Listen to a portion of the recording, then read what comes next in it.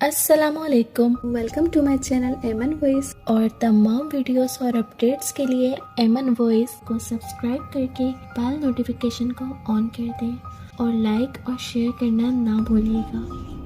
जो लोग मुझसे अपनी ज़िंदगी पर बीते हॉरर वाक़ियात शेयर करना चाहते हैं तो स्क्रीन पर मेरा इंस्टाग्राम अकाउंट एमन वॉइस शो हो रहा होगा, तो आप लोग मुझे वहाँ डीएम कर सकते हैं और अपनी स्टोरीज सेंड कर सकते हैं।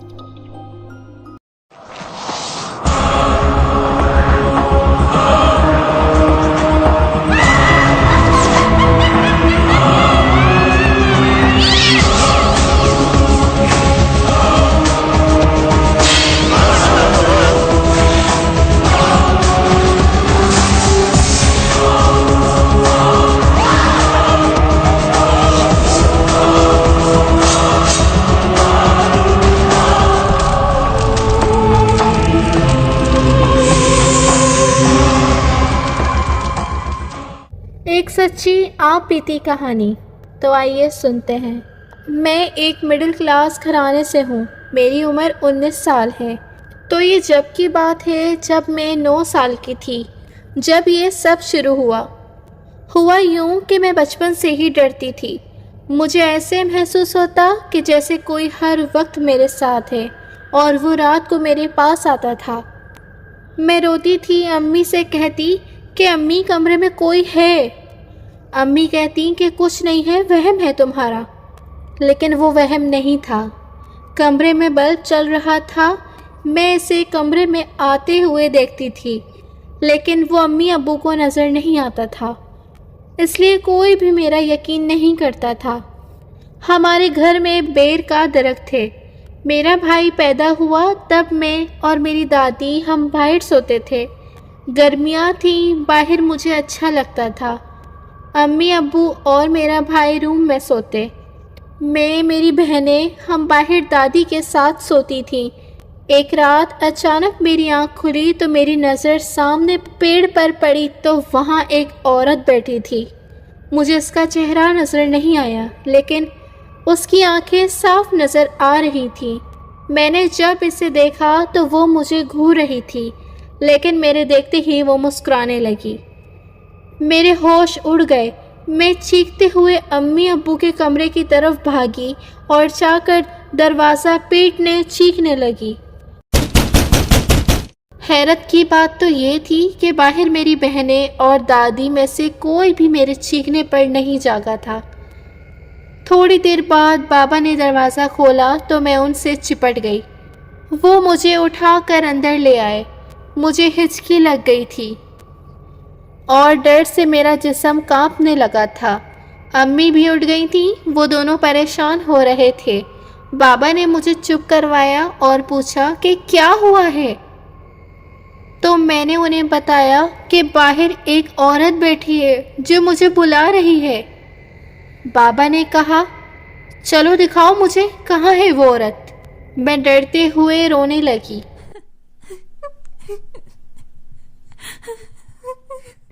मैं नहीं जाऊंगी वहाँ पर। तो बाबा खुद गए। बाहर देखा तो कोई भी नहीं था। बाबा ने कहा, तुमने कोई ख्वाब देखा होगा बेटा, बाहर कोई नहीं है। लेकिन वो ख्वाब नहीं था। उस रात में एक पल नहीं सोई, सारी रात जागती रही। अम्मी अब्बू मेरे भाई साथ जागते रहे। सुबह के करीब जागकर मुझे नींद आई। फिर ये सिलसिला चल पड़ा।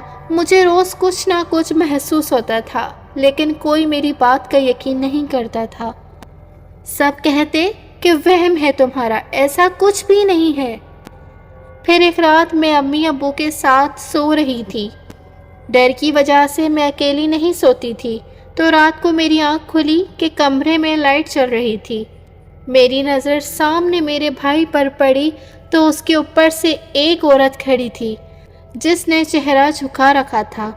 उसके बाल बहुत ज़्यादा लंबे थे और कद इतना बड़ा नहीं था, और वो मेरे भाई को देख रही थी।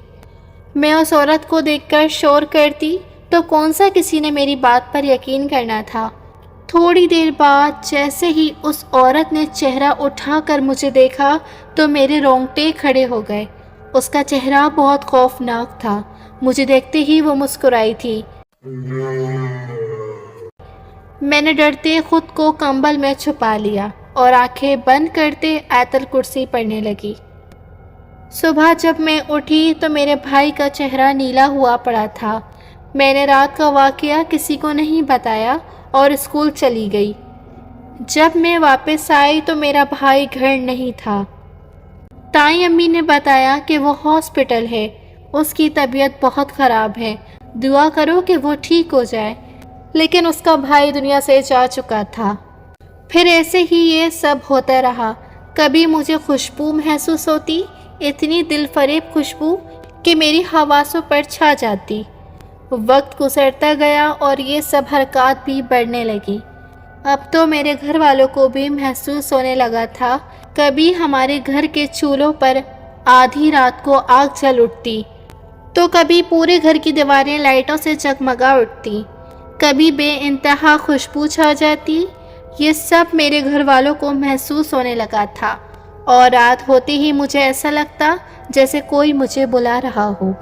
میرے کمرے کا دروازہ کھٹکھٹانے لگتا، لیکن جب میں باہر جاتی تو ایسا لگتا کوئی مجھے بلا رہا ہو، اور کبھی میری امی ابو کی آوازیں آتی۔ میں نے جب بابا کو بتایا تو انہوں نے مجھے منع کر دیا کہ کوئی بھی آواز آئے باہر مت جانا۔ میرے ابو مجھے ایک بابا جی کے پاس لے گئے۔ وہ کوئی جعلی بابا تھا، اس کے تعویذ کا الٹا اثر ہوا اور ہمیں نقصان اٹھانا پڑا۔ پھر میں نے ابو کو منع کر دیا کہ اب میں کسی جعلی بابا کے پاس نہیں جاؤں گی۔ جب میں 17 سال کی ہوئی تو بابا نے میری شادی طے کر دی۔ شادی میں صرف 2 دن رہتے تھے جب دلہے کے گھر والوں میں سے کسی کا انتقال ہو گیا۔ پھر شادی کینسل ہو گئی۔ میں بہت بیمار رہنے لگی تھی۔ کبھی کبھی میرے جسم پر نشان بن جاتے، نیل سے پڑ جاتے اور پھر خود ہی ٹھیک ہو جاتے، لیکن یہ کیسے بنتے تھے مجھے نہیں پتا۔ کبھی میں صدیوں کی بیمار لگتی تو کبھی ایسا لگتا جیسے مجھے کچھ ہوا ہی نہ ہو۔ ڈاکٹر کے پاس جاتی، وہ مجھے کہتے کہ ایسے کچھ بھی نہیں ہے، یہ ٹھیک ہے بالکل۔ میرا دل لوگوں سے بیزار ہونے لگا۔ مجھے لوگوں میں بیٹھنے پر غصہ آتا۔ اکیلی رہنے لگی، کسی سے بات نہیں کرتی تھی۔ کوئی میرے پاس آ کر بیٹھتا تو دل کرتا اس سے مار دوں یا یہ چلا جائے یہاں سے۔ میرے پاس کیوں آ کر بیٹھا ہے؟ مجھے عجیب سے خواب بھی آنے لگے تھے۔ ایک رات مجھے خواب میں ایک دنیا دکھائی، سرخ دنیا جس میں اونچے اونچے مینار تھے، محل بنے ہوئے تھے جیسے پرانے زمانے میں ہوتے ہیں، ویسے ہی، اور وہاں کے لوگ اڑتے تھے۔ مجھے وہ دنیا دیکھ کر بہت حیرت ہوئی۔ کچھ لڑکیاں مجھے ایک محل میں لے گئیں۔ میں بہت ڈری ہوئی تھی۔ وہ مجھے ایک مخملی کپڑے سے بنی مسیری پر بٹھا کر چلی گئیں۔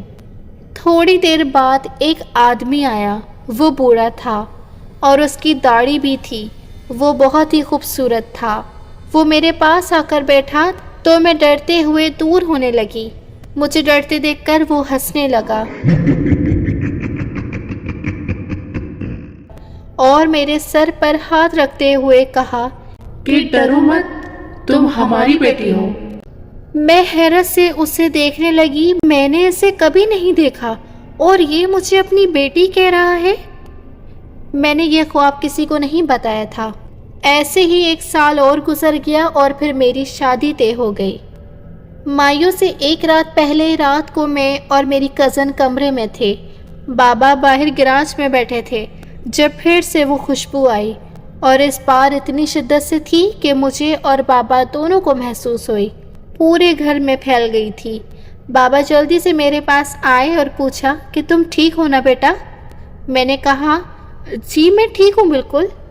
میری کزن نے آیت الکرسی پڑھ کر دم کیا تو اللہ کا شکر کچھ نہیں ہوا اور میری شادی ہو گئی۔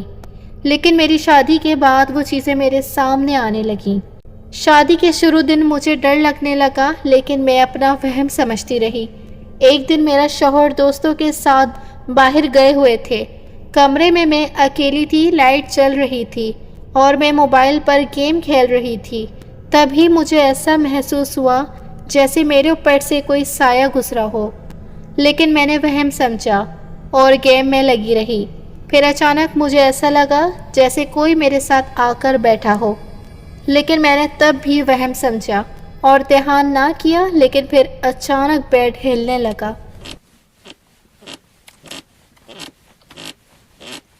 تب میں ڈر گئی، مجھے کچھ سمجھ نہیں آیا کہ اب میں کیا کروں۔ تبھی مجھے وہ تعویذ یاد آیا جو میری امی نے دیا تھا کہ اسے اتارنا مت، لیکن میں نے اتار دیا تھا۔ میں نے وہ تعویذ نکالا اور اپنے سینے سے لگائے آیت الکرسی پڑھنے لگی۔ اچانک مجھے ایسا لگا جیسے کوئی غصے میں میرے پاس سے اٹھ کر گیا ہو، اور جیسے ہی وہ گیا، جس طرح وہ بیٹھا تھا اس طرف سے سائڈ ٹیبل اپنے آپ آگے آ گری۔ میں نے سائڈ ٹیبل کی طرف دھیان نہیں دیا تھا، اور جہاں وہ بیٹھا تھا وہیں بیٹھتے روتے اپنے شوہر کو فون کیا کہ جلدی سے گھر آ جائیں۔ وہ گھر آئے تو اس نے پوچھا کہ کیا ہوا، تو میں نے سارا ماجرا انہیں بتایا۔ انہوں نے مجھ سے پوچھا کہ یہ ٹیبل تم نے اٹھائی ہے؟ میں نے کہا نہیں، میں نے نہیں اٹھائی۔ دوسری صبح میرے بابا آ گئے اور آتے ہی انہوں نے مجھ سے پوچھا کہ تم کل ڈری ہوئی تھی کیا؟ ان کی بات سن کر میں اور میرا شوہر حیران رہ گئے۔ انہیں کیسے پتا کہ میں ڈر گئی تھی؟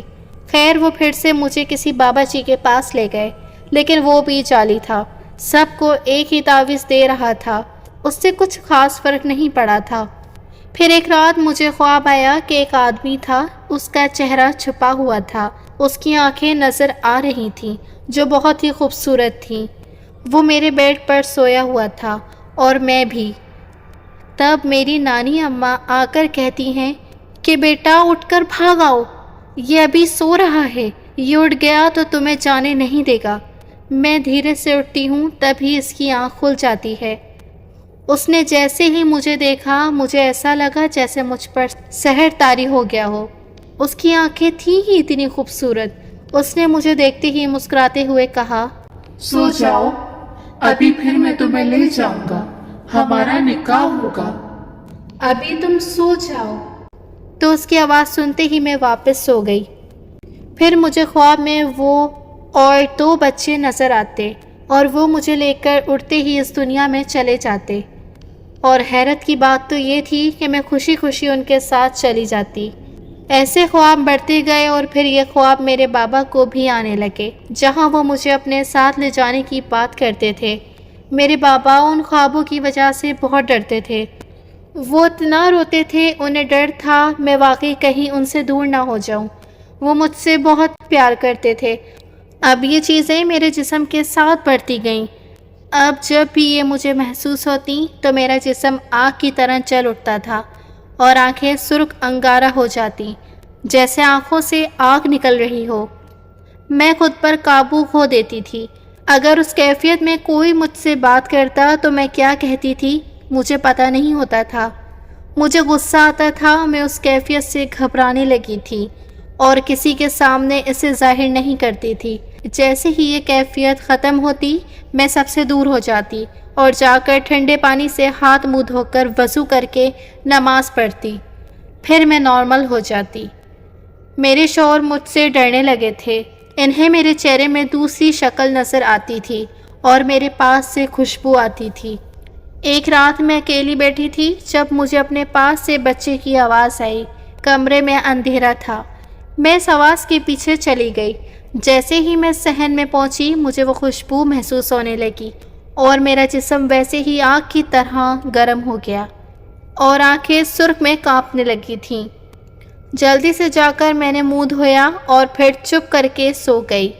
اب بھی یہ سب میرے ساتھ ہے اور خوابوں کا سلسلہ بڑھتا جا رہا ہے، اور ایسے ہی وہ محسوس ہوتے ہیں، مجھے لے جانے کا کہتے ہیں۔ اب میں انسانوں سے دور رہتی ہوں، مجھے تنہائی اچھی لگتی۔ اب میں یہ کسی سے بھی ذکر نہیں کرتی تھی، سب ڈرامہ کہتے تھے۔ میرے شوہر بھی یہی کہتے تھے اور مذاق اڑاتے، لیکن ایک رات ان کے ساتھ ان چیزوں نے پتہ نہیں کیا کیا کہ وہ ڈر گئے۔ اب وہ مذاق بھی نہیں بناتے تھے۔ اس سب کا کیا حل ہے مجھے نہیں پتا، ابھی بہت کچھ ہے جو میں بتا نہیں سکتی۔